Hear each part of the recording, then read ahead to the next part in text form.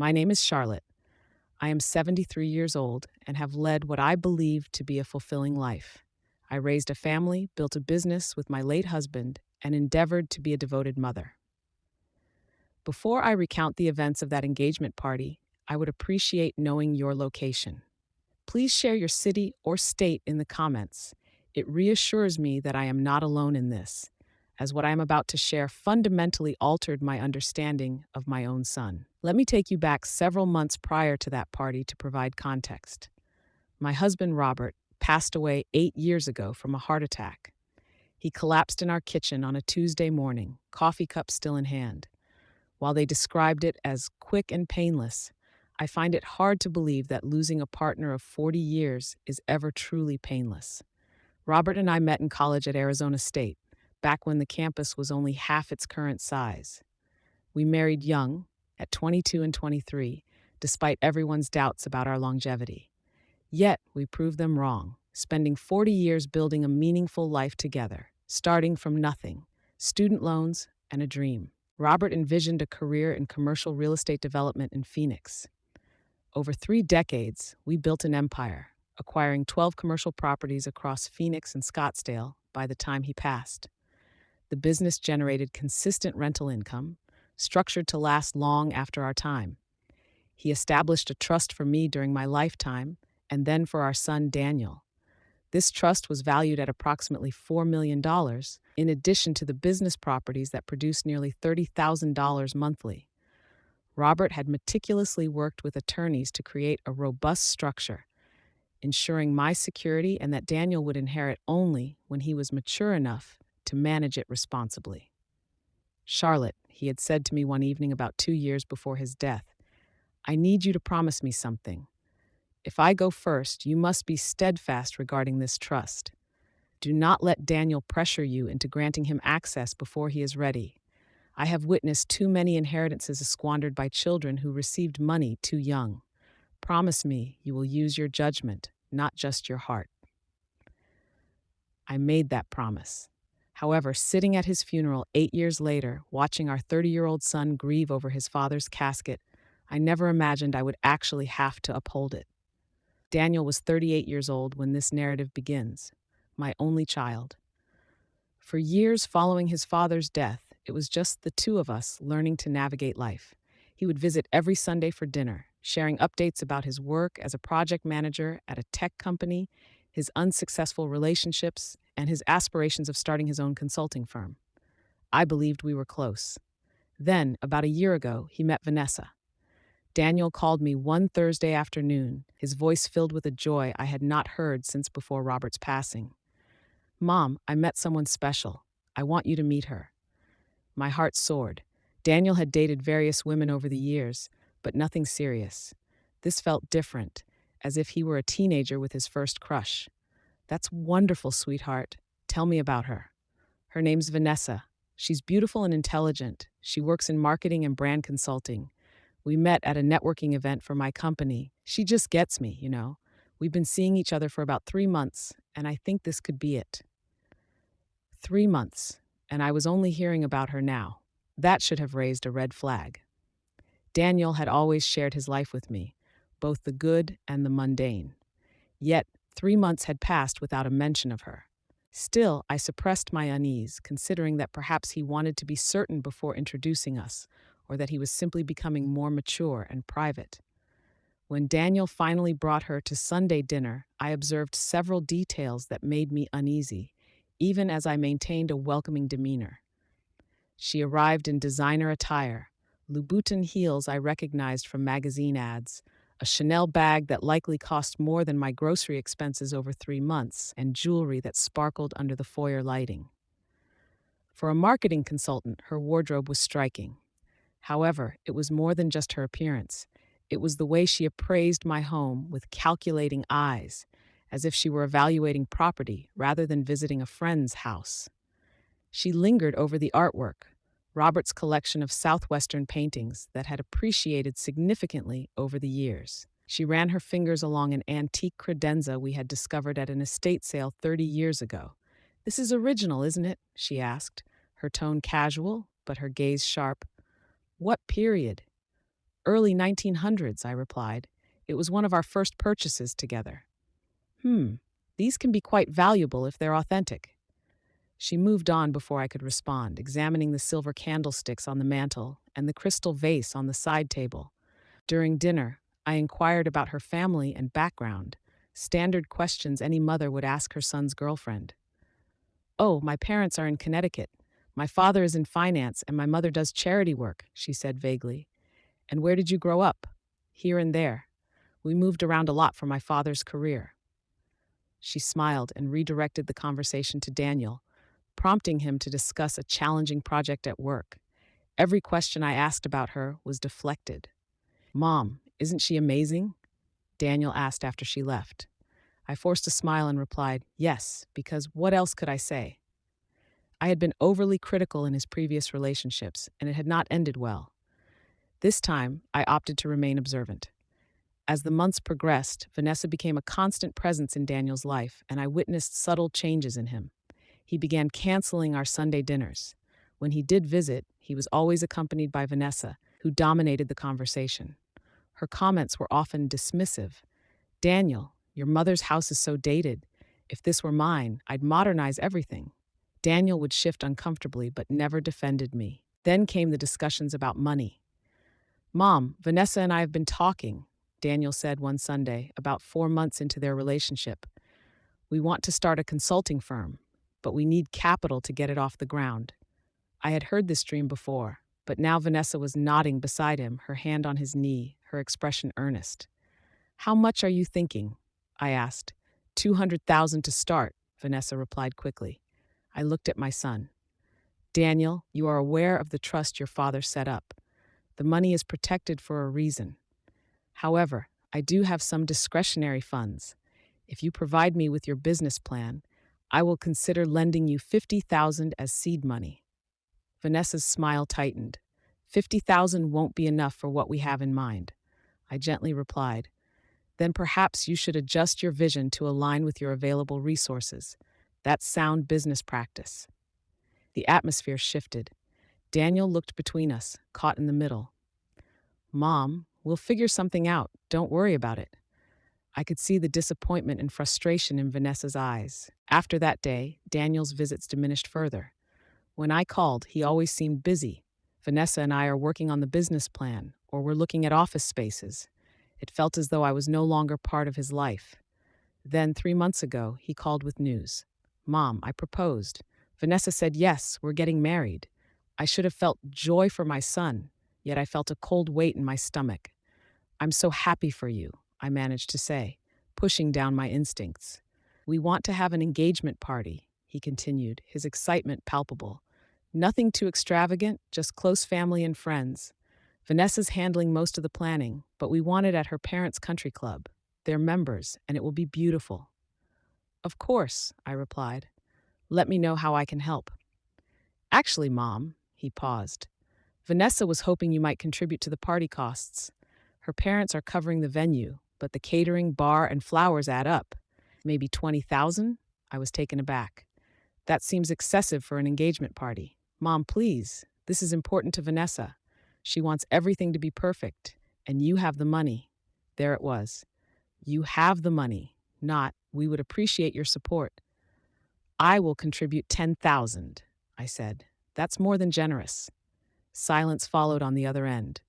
"I'll tell Vanessa," he said before hanging up without saying goodbye. In retrospect, I should have recognized the signs. However, one does not want to believe the worst about one's child. You create narratives to justify their actions. He is in love. He is distracted. He will return to himself once this phase passes. But the reality was too painful to confront. The engagement party was set for a Saturday evening in October. I spent the preceding week contemplating what to wear, what gift to bring, and how to navigate what I anticipated would be an uncomfortable evening.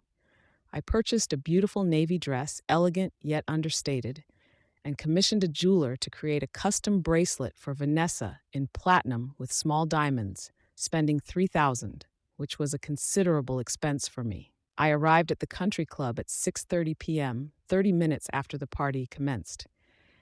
I drove myself, despite Daniel's half-hearted offer to pick me up. We'll be busy hosting, Mom. It's probably easier if you drive yourself. The country club was as I had imagined, an air of old money elegance interspersed with an artificial warmth that the wealthy often cultivate. The ballroom was stunning, adorned in white fabric and soft gold lighting, with floral arrangements that must have cost a fortune. A jazz quartet played in the corner, and waiters in crisp uniforms circulated with champagne and hors d'oeuvres on silver trays. I spotted Daniel near the bar, with Vanessa attached to his arm in a form-fitting white dress that likely cost more than my car payment.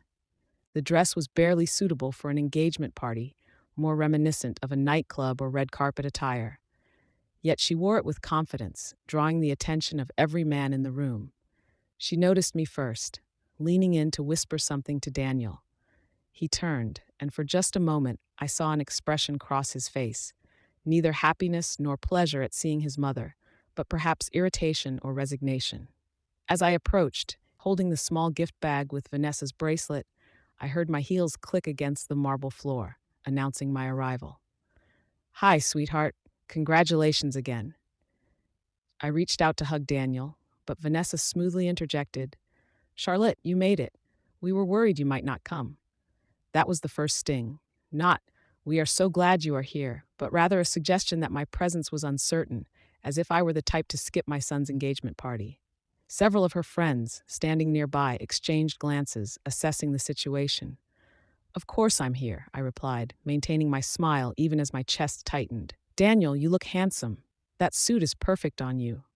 "Thanks, Mom," he said, avoiding eye contact and staring into his drink as if it held the secrets of the universe. "Vanessa, this is for you," I said, handing her the gift bag. "Welcome to the family." She opened it in front of everyone, barely glancing at the bracelet before her lips pursed in what could have been interpreted as disappointment. Oh, jewelry. How traditional. Without even taking it out of the box, she handed it to Daniel. "Babe, hold this for me. I need to greet the Hendersons." The word traditional hung in the air like an insult. One of her friends, a blonde woman dressed head to toe in Prada, snickered.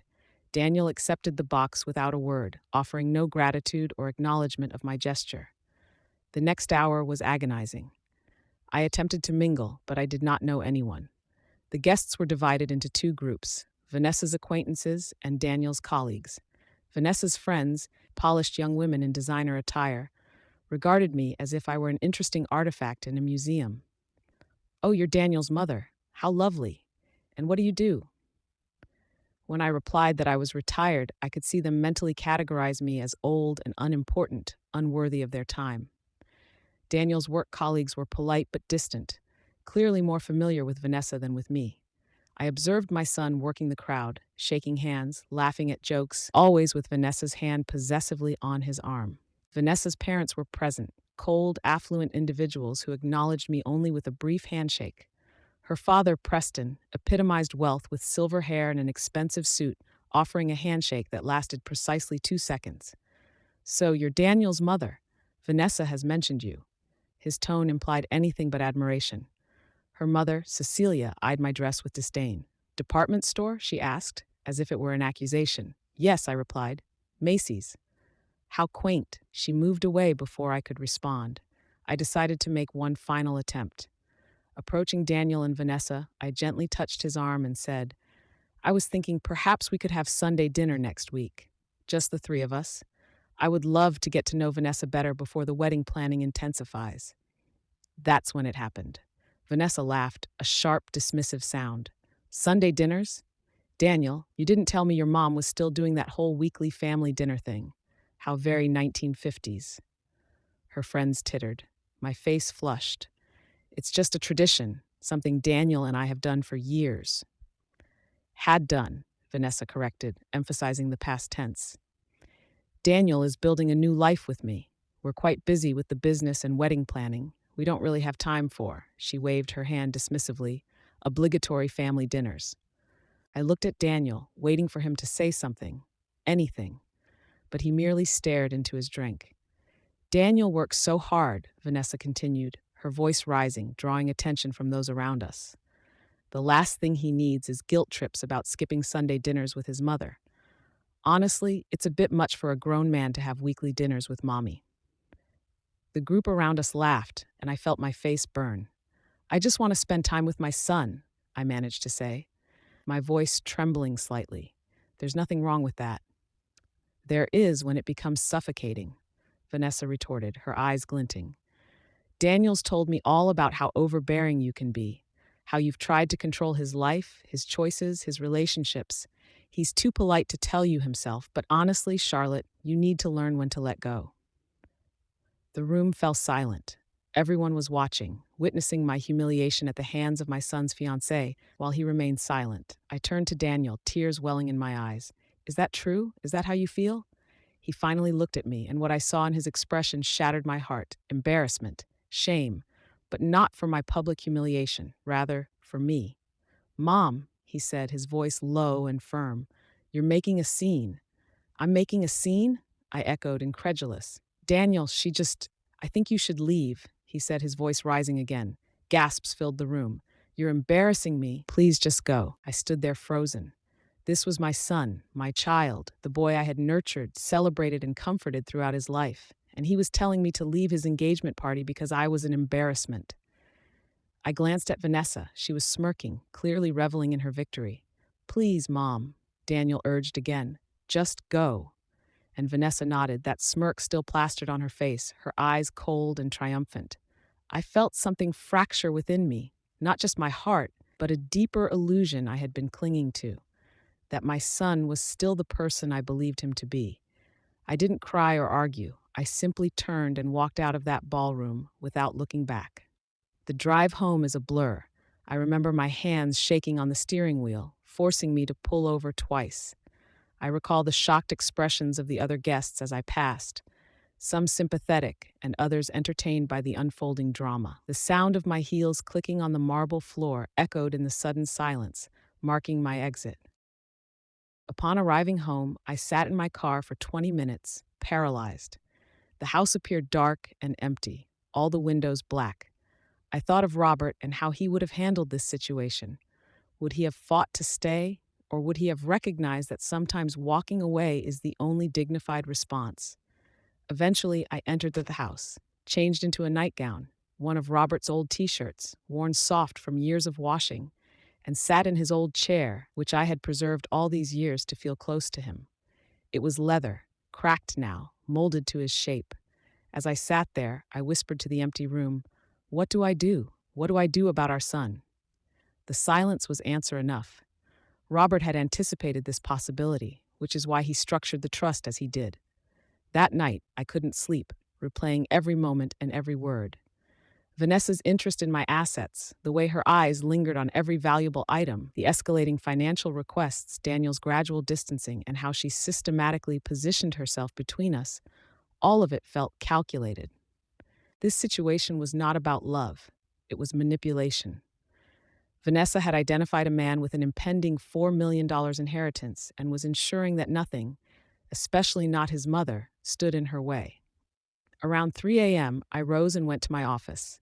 Robert's desk, books, and pictures remained untouched.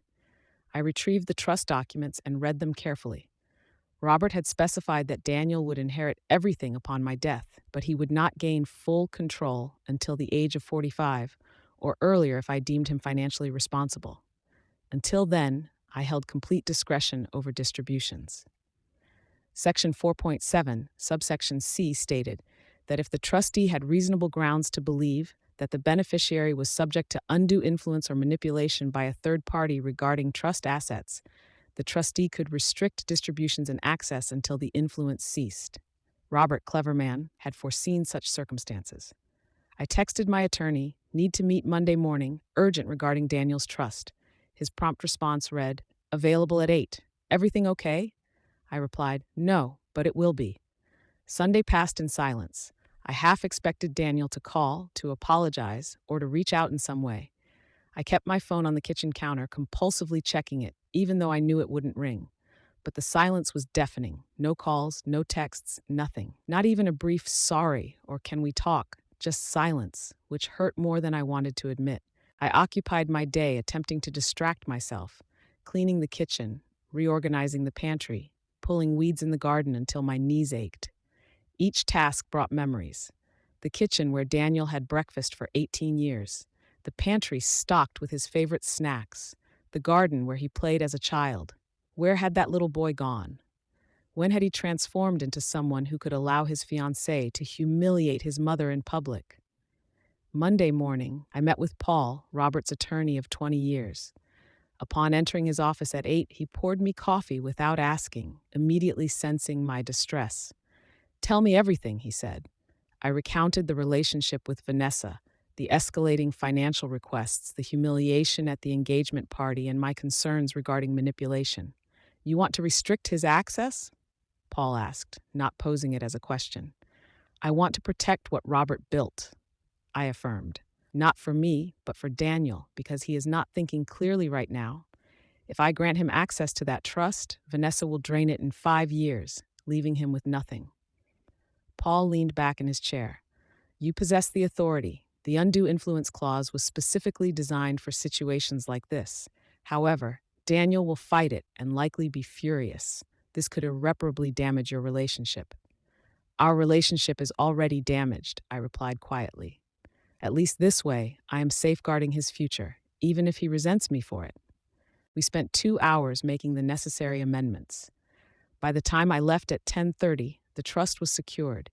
Daniel would not be able to access anything without my written approval. I drove home, prepared a lunch I could not eat, and waited. If you are still watching, please hit the subscribe button, as what transpired next is something I need you to witness. I seek reassurance that I am not irrational for my actions. The call came the following morning at 8:15. Daniel's number appeared on my phone. I let it ring 3 times before answering, my heart racing. "Mom." His voice was strained, devoid of greeting or apology for the party. Only, "Mom, I need access to the trust." I closed my eyes. "Why?" "Vanessa and I found the perfect building for our consulting business, but we need to move quickly. The seller wants proof of funds by the end of the week. I need you to approve a distribution of $500,000 from the trust." 500,000, 10 times what they had initially requested. "For a building?" I asked cautiously. "It's an investment, Mom, in our future, in the business. You want me to succeed, don't you?" "I do want you to succeed, Daniel, but I do not believe this is about success. It seems more about Vanessa gaining access to your father's money. That's not fair. What occurred at the engagement party was not fair either. You're still upset about that." His voice escalated. "Mom, you were being clingy and weird, and Vanessa called it out. If you just let your fiancée humiliate me in public, just pretend I don't exist so she feels secure, just hand over $500,000 so she can control your inheritance." "It's my inheritance," he shouted. "No," I replied, my voice steady. "Your father left it in trust with me as trustee, to be distributed when I deemed appropriate. Right now, I do not deem it appropriate." "You can't do that." "I can. I have. As of yesterday, all distributions from the trust require my written approval, which I will not grant while you remain under Vanessa's influence." Daniel's reaction was a mix of disbelief and anger. "You spoke to Paul. You locked me out of my own trust." "I am protecting you, Daniel. I am safeguarding what your father worked for because you are not capable of protecting it yourself at present." "I'm 38 years old. Then act like it. Come to me when you are ready to have an honest conversation about what is truly happening here. Until then, the trust remains locked." "Mom," his voice cracked. "Mom, I need this. Vanessa and I need this. If I don't get that money, He stopped abruptly. "She'll what, Daniel?" I asked softly. "She'll leave you." "Is that what you were going to say?" Silence. "If the only reason Vanessa remains with you is that she believes you have access to $4 million, then she is not marrying you. She is marrying your inheritance. I will not allow your father's legacy to be depleted by someone who does not love you for who you are." "You don't know her," he countered, but his conviction was waning. "Neither do you, not truly, but you will. Give her time without access to money, and you will see exactly who she is." "I can't believe you're doing this." His voice turned cold. "Fine. If you want to control everything, you've lost your son. Don't call me. Don't text me. We're done." I whispered the 4 words I had been preparing all morning, words that would disrupt his plans with Vanessa, force him to confront the truth, and protect everything his father had built. I love you, Daniel. That was it. Not a threat or ultimatum, merely a simple truth. 4 words encapsulating 40 years of motherhood, sacrifice, and unconditional love that he had seemingly forgotten. I knew what would follow. Vanessa would hear about the trust being locked and understand that there was no immediate access to millions. The mask would slip, and Daniel would have to confront the reality of who he had chosen over his own mother. I was correct. Daniel hung up without a response. I remained there, phone in hand, heartbreaking yet resolute. I had protected my son. Whether he recognized that now, in years to come, or perhaps never, I had fulfilled Robert's request. I had been strong. The day after that call was the most challenging. I found myself reaching for my phone to text Daniel, to check on him, to ensure he was okay. Years of habit do not easily dissipate. Each hour felt like a year. I cleaned the house from top to bottom, prepared meals I could not consume, and sat in Robert's chair, crying. On the second day, I began to question whether I had made the right decision. What if I was mistaken about Vanessa? What if Daniel truly loved her and I had jeopardized his chance at happiness? What if he never spoke to me again? Yet I would recall that smirk on her face, the calculations in her eyes, and the way she had scrutinized my possessions, and I would reaffirm that I had made the right choice. 2 days later, my phone buzzed with a text from Daniel. "Can we talk?" My hand trembled as I read those 3 words. I called him immediately, not allowing myself time to contemplate my response. "Hi, sweetheart." Vanessa left me. His voice was flat, devoid of emotion, as if someone had hollowed him out. After I informed her about the trust being restricted, I tried to explain it was temporary, that we could still make the business work together, but she wouldn't listen. She said she couldn't be with someone who allowed their mother to control them. She called me weak and said she had wasted a year of her life on someone who lacked the spine to claim what was his. She packed her belongings and moved out that same afternoon. The engagement is off. It's all over. I wanted to say, "I told you so." I wanted to assert that I had known this would occur. I wanted to claim that she was never suitable for him. However, the pain in his voice was raw and real. "I'm sorry you're hurting," I said gently. "Were you right about her?" he asked quietly. I could hear him crying now. "Was it always about the money? Did she ever love me at all?" "I think." I began carefully, choosing my words as if diffusing a bomb. "She saw an opportunity and seized it. I want to believe she loved you, at least initially. But I know she didn't love you more than she loved what she thought you could provide. True love does not vanish when money is unavailable. Real love does not abandon you when challenges arise." He was sobbing now, and the sound shattered my heart. "I'm sorry, Mom. God, I'm so sorry for the party, for everything I said, for how I treated you, for choosing her over you. I should have defended you. I should have recognized what was happening. I just wanted someone to love me, and I thought she did. I was willing to overlook everything else. The red flags you pointed out, the warning signs. I saw them too, but didn't want to admit it." "Oh, sweetheart," I comforted. "People do love you. I love you. But you must love yourself enough not to accept crumbs from someone who views you merely as a meal ticket. You deserve someone who desires you for who you are, not for what you can offer." "Can I come over?" he asked, his voice small, reminiscent of the little boy who would rush to me after falling off his bike or experiencing a nightmare. "Can we have Sunday dinner? I know I don't deserve it, but yes," I replied without hesitation. "Please come home." That was 3 weeks ago. Daniel has been attending Sunday dinners weekly since then. We are rebuilding, though it is not without difficulty. There is hurt on both sides, and we need to discuss boundaries and respect, how he allowed someone to come between us, and how I must trust him to make his own decisions. But we are trying. Last Sunday, we cooked together. I prepared my mother's pot roast recipe while he handled the vegetables. We did not discuss Vanessa. Instead, we talked about his work, my garden, and the book I am reading. Small things, gradually reconstructing our foundation one Sunday at a time. As he was leaving, he turned to me at the door and said, "Mom, regarding the trust, I am not going to ask you to unlock it. Not yet. I need to prove to you and to myself that I can make sound decisions without access to Dad's money, that I can build something on my own. Will you give me that chance?" "Of course," I said. Take all the time you need. He embraced me, really embraced me. Thank you for protecting me, he whispered. Even when I didn't want to be protected, even when I hated you for it, thank you for being strong enough to do what Dad asked. So that is my story. I am uncertain if I did the right thing.